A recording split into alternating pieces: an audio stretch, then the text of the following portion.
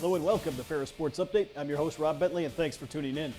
On today's show, we'll talk Bulldog football. We'll check in with Ferris State hockey as they get set to get their season started here shortly, and we'll introduce you to Pastor Mike Wissink, the team chaplain for the Ferris State Bulldogs. We'll start with Bulldog football, though, and joined by longtime color commentator Sandy Gholston. And Sandy, welcome to the show. Yeah, thanks for having me. Obviously, it's a little unusual this fall for both of us not having a chance to call Ferris State football on the air, but fortunately the Bulldogs are back on the practice field now.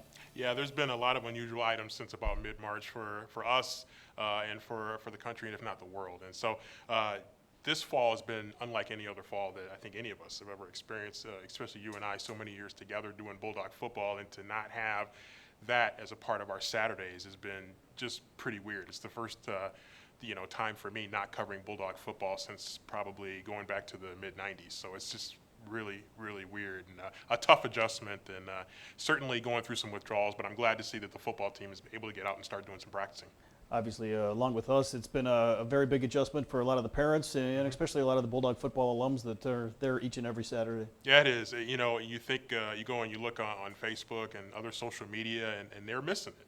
And just like we are, and those parents, they want to see their sons out there, and they want to be there to support them at home, on the road, and they're not having those opportunities, tailgating, being in the stands for the fans, and of course for the players being on the sidelines. But it's definitely affected a lot of our fans and our alumni, some of which you've had on the show to talk about, maybe how they're coping with it. And so it's certainly been a season of change for a lot of people, and hopefully it's just a one-year blip on the screen.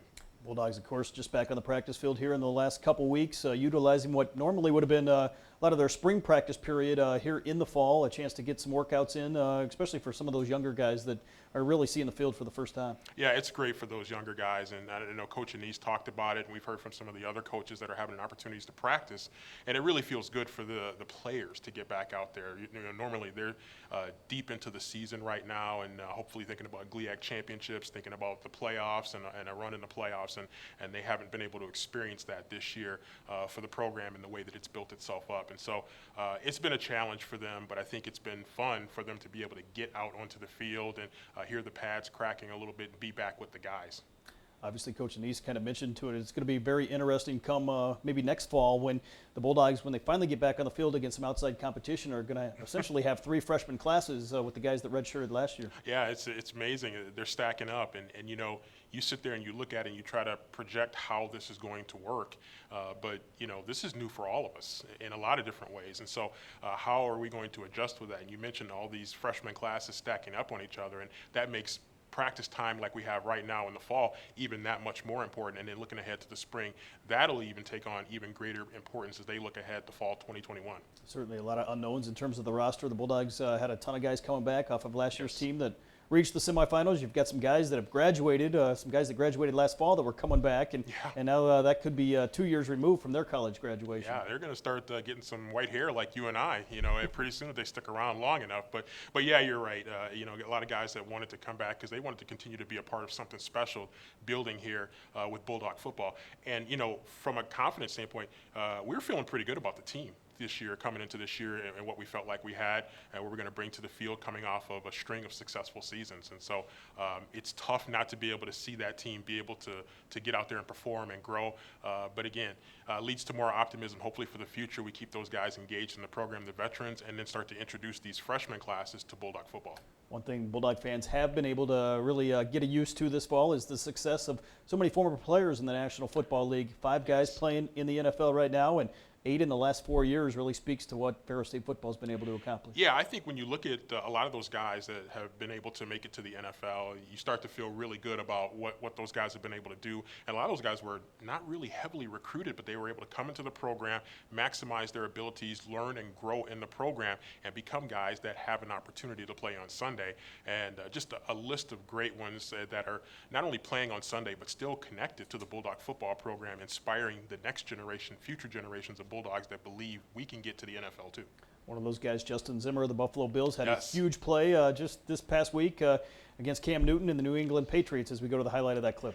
Yeah, it was a big game for obviously the Buffalo Bills. That's a big rivalry that they have with the New England Patriots. And New England, of course, has been great for so many years. And to have an opportunity for Justin to be able to make a play like that, when he was playing for the Bulldogs, he's known for just relentless hustle, work ethic in the weight room, in practice, on the field during games.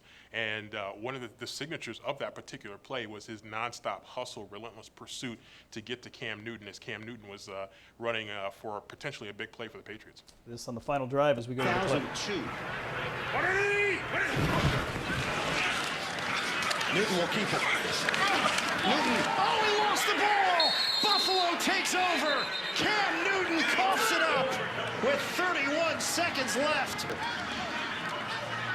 And the Bills are 31 seconds away from ending this streak.